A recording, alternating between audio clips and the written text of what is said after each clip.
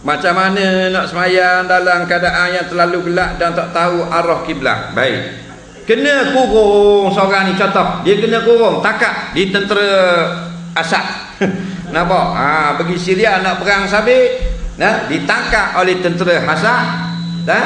Letak dalam bilik yang sangat gelap, tidak tahu arah mana kiblat, tidak mampu beristihad. Maka bila gitulah, mana saja kiblat ialah kiblat, mana saja arah sudah sah semayangnya, di sanalah kiblat Allah.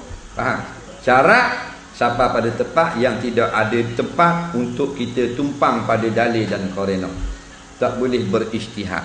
Tapi kalau sampai pada tempat yang boleh beristihad, macam peristiwa di stadium baru ni, faham tak? Ni semayang gini, ni semayang gitu. Baik, di stadium ni dengar kita jawab.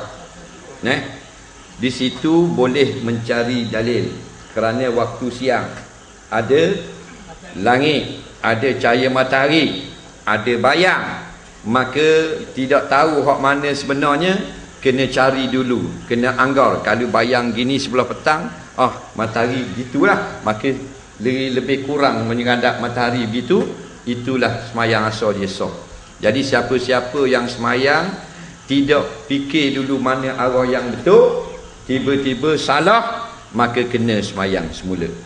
Kerana punca atau qarinah dalil itu masih ada. Yang kata mana-mana hadap sah ialah tak ada ruang. Langit tertutup dengan siling, cahaya gelap, tak nampak apa. Atau duduk dalam malam yang sangat gelap, atau duduk dalam hutan walaupun siang hari tertutup dengan daun, barulah mana-mana hadap sah belaka.